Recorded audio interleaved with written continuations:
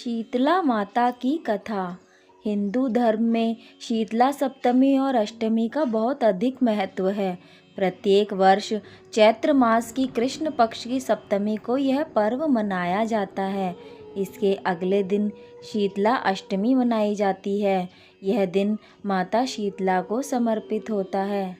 बास्योड़ा भी कहा जाता है क्योंकि इस दिन बासी भोजन का भोग माता शीतला को चढ़ाया जाता है।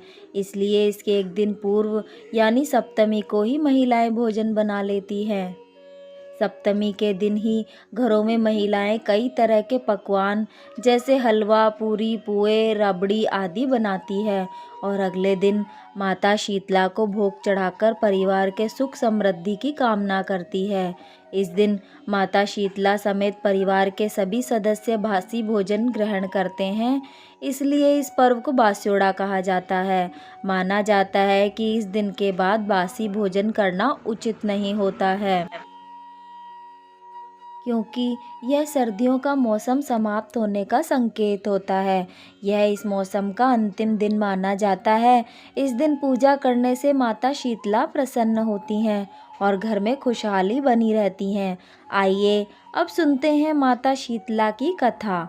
एक बार की बात है, माता शीतला ने सोचा कि चलो मैं धरती का भ्रमण करूं और देखूं कि कौन मेरी पूजा करता है। यह सोचकर वे राजस्थान के एक गांव डोंगरी में प्रकट हुई। वहां उन्होंने देखा कि वहां उनका कोई भी मंदिर नहीं है और ना ही कोई उनकी पूजा करता है। यह सोचते हुए वह वहां गलियों में घूम रही थी। तभी एक घर के ऊपर से किसी ने चावल का खौलता हुआ पानी नीचे फेंक दिया। वह पानी सीधा शीतला माता के ऊपर जा गिरा, जिससे उनके पूरे शरीर पर छाले पड़ गए। गर्म पानी के कारण माता शीतला के पूरे शरीर में जलन होने लगी और वह दर्द से कराहते हुए इधर उधर भागने लगी। शीतला माता भागते भागते चिल्लाने लगी और कहने लगी, अरे मेरा शरीर जल रहा है और तप रहा है, कोई तो मेरी सहायता करो। परंतु उस गांव में किसी ने भी माता शीतला की सहायता नहीं करी। तभी वहां एक कुम्हारन अपने घर के बाहर बैठी हुई थी। उसने देखा कि बुढ़िया माई का शरीर तो बहुत जल गया है, तो उसने माता शीतला को कहा, हे माई, आओ मैं तुम्हारे ऊपर ठंडा पानी डाल देती हूँ। यह कहकर कुम्हारन ने शीतला माता पर ठंडा पानी डाला और कहा, माई मेरे घर में कल का बासी रबड़ी और दही रखा है, वह खा लीजिए, इससे आपको राहत मिलेगी। जब बुजुर्ग माई ने राबड़ी और दही खाया तो उनको बहुत राहत मिली और उनकी जलन भी कुछ कम हुई। कुम्हारन की सेवा भाव देखकर शीतला माता बहुत प्रसन्न हुई और अपने वास्तविक रूप में प्रकट हो गई और बोली, मैं शीतला देवी हूँ। मैं इस धरती पर देखने आई थी कि कौन मुझे मानता है। मैं तुम्हारी सेवा भाव से बहुत प्रसन्न हूँ। बताओ तुम्हें क्या वरदान चाहिए।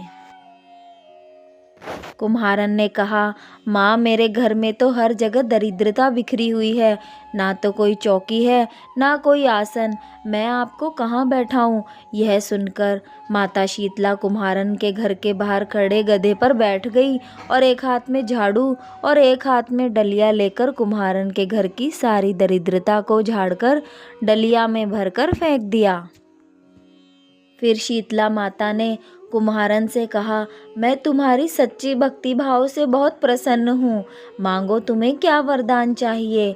तब कुम्हारन ने विनम्रता से कहा, हे माता, मेरी इच्छा है कि आप इसी डोंगरी गांव में स्थापित होकर सदा के लिए निवास करें और जिस प्रकार आपने अपनी झाड़ू से मेरी निर्धनता को साफ कर दिया, उसी प्रकार जो भी भक्त होली के बाद की अष्टमी को आपकी सच्चे श्रद्धा भाव से पूजा करे और आपको ठंडे जल, दही, राबड़ी और ठंडे भोजन का भोग लगाए, उसकी निर्धनता को भी आप इसी प्रकार साफ करें।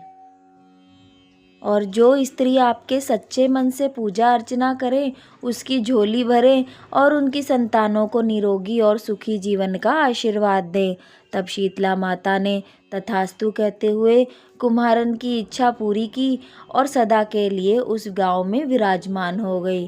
तभी से वह गांव शील की डोंगरी नाम से जाना जाने लगा।